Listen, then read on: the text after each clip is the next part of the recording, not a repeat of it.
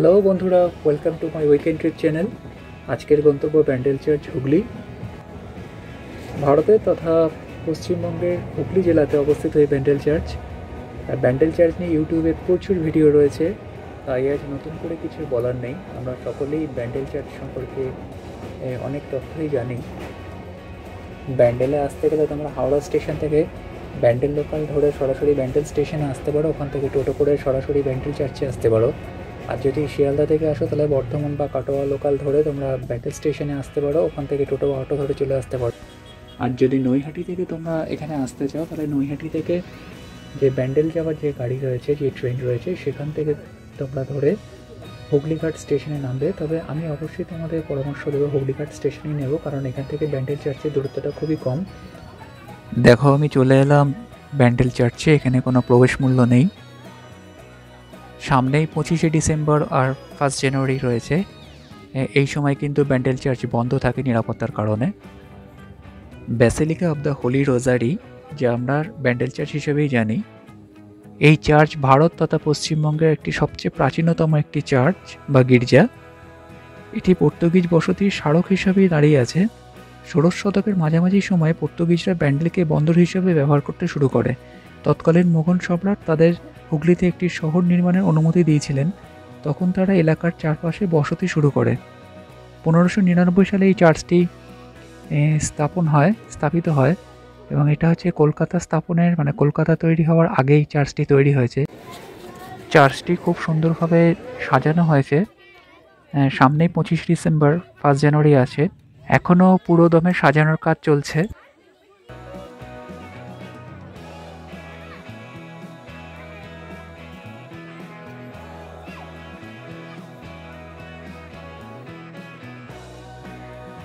এখানে দেখো, প্রভু যিশুর জীবন কাহিনী নিয়ে কিছু মূর্তি তৈরি করা হয়েছে এবং খুব সুন্দরভাবে সাজানো হয়েছে। বিকেল 4:50 চার্চটি বন্ধ হয়ে যায়। তার আগে আমি চার্চের ভেতরটা একটু দেখে আসবো। আজ আমার এখানে আসতে দেরি হয়ে গেছে। ঘড়িতে বাজে এখন 4:30। 4:50 চার্চ বন্ধ হয়ে যাবে, তাই এখন আমি ভেতরে যাব।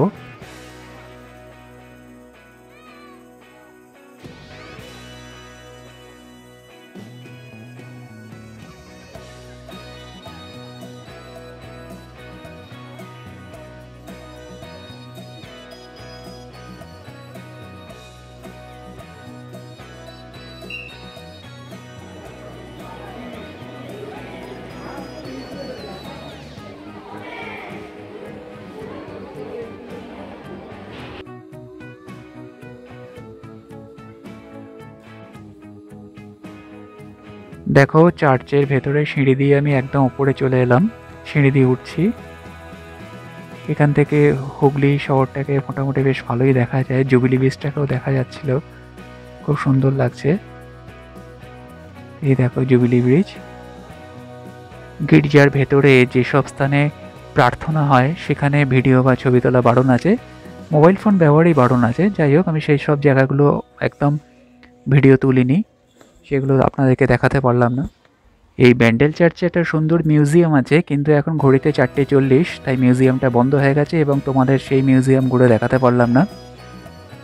বন্ধুরা, তোমরা ভিডিওটা পুরোটা দেখো, একদম শেষ অবধি দেখতে থাকো। ভালো লাগলে লাইক করবে, শেয়ার করবে আর তোমাদের মূল্যবান মতামতটি অবশ্যই জানাবে। বন্ধুরা, কোনো এক ছুটির দিনে তোমরাও চলে এসো, নিজের চোখে দেখে যাও এত সুন্দর একটা চার্চ। এছাড়া শুধু ব্যান্ডেল চার্চ নয়, তোমরা সকাল সকাল এসে এখানে হংসেশ্বরী কালী মন্দির, অনন্ত বাসুদেব মন্দির, বাঁশবেড়িয়া রাজবাড়ি, ইমামবাড়া, লাহিড়ী বাবা আশ্রম, বিভিন্ন স্পটগুলো তোমরা দেখে যেতে পারো। সকালবেলা বেরোলে তোমাদের সন্ধে অবধি সুন্দর কেটে যাবে এই হুগলি জেলায়। তাই ছুটির দিনে ঘরে বসে না থেকে শীতের রোদ গায়ে মেখে বন্ধু বান্ধবী, প্রেমিকা, এমনকি পরিবারের সঙ্গে বেরিয়ে পড়ো। দেখেছে হুগলি জেলার বেশ কিছু দ্রষ্টব্য স্থান। চার্চের ভিতর থেকে বেরিয়ে এলাম। চার্চের বাইরেটা খুব ভালো করে দেখার চেষ্টা করছি, খুব সুন্দর লাগছে, এত সুন্দর সাজানো গোছানো। বন্ধুরা, তোমরা আসলে তোমাদেরও চোখ জুড়িয়ে যাবে। এবার আমি একটু চার্চের পাশ দিয়ে যে রাস্তাটা গেছে সেখান দিয়ে যাব, যেখানে মেলা বসেছে। সেখান থেকে আমি হুগলি নদীর ধারে যাব। ওখানে নাকি বোটিং করা হয়। যদিও সন্ধ্যা হয়ে এসছে, এখন আমি বোটিং করব না, কিন্তু স্পটটা আমি দেখতে যাব। ভিডিওটা দেখতে থাকো তোমরা শেষ অবধি। এই জায়গাগুলোর একদম ভেতরে জনসাধারণের প্রবেশ নিষেধ, তাই এখানে জুম করেই আমাকে ছবিগুলো বা ভিডিওটা তুলতে হচ্ছে।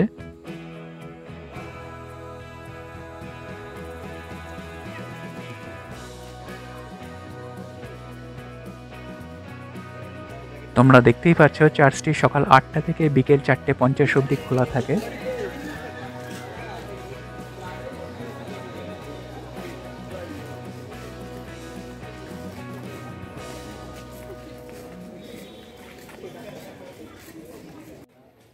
বন্ধুরা, তোমরা ভিডিওগুলোতে কমেন্ট করছো না। কমেন্ট না করে আমি বুঝবো কী করে যে ভিডিওটা কোথায় আরও ভালো করতে হবে বা কোথায় ভিডিওতে ভুল রয়েছে। তোমাদের ফিডব্যাক আমার কাছে খুবই গুরুত্বপূর্ণ।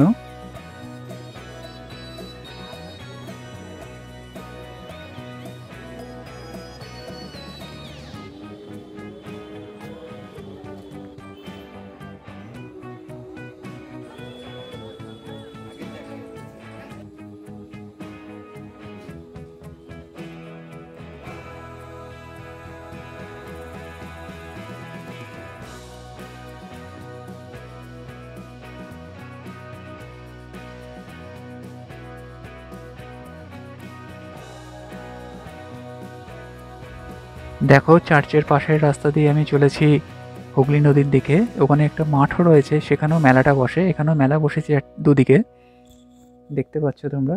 কিন্তু এই রাস্তাটা খুব একটা ভালো নয়, খুবই এবড়ো খেবড়ো।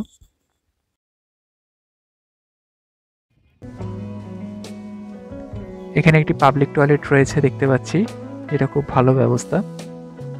এই দেখো, আমরা সেই মাঠের মধ্যে চলে এসেছি। এখানে দূর থেকে দেখতে পাচ্ছি এটা নাগরদোলার বসেছে। এছাড়া বিভিন্ন খাবারের স্টল রয়েছে।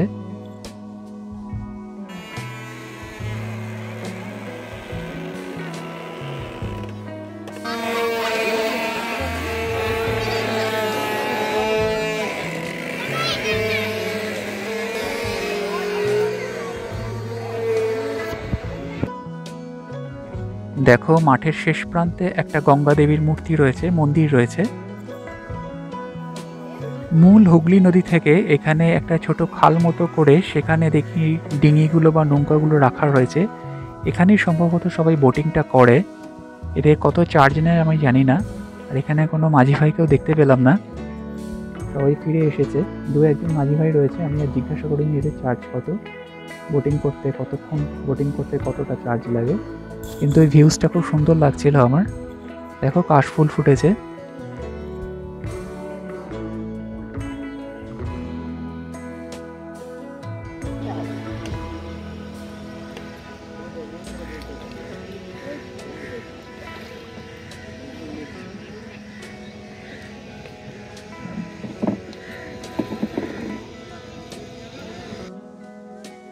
সন্ধ্যা হয়ে এসছে, এবার বাড়ির দিকে যেতে হবে। দেখো, যাওয়ার সময় একবার সুন্দর চার্চটাকে একবার দেখে নিলাম, অসাধারণ লাগছে।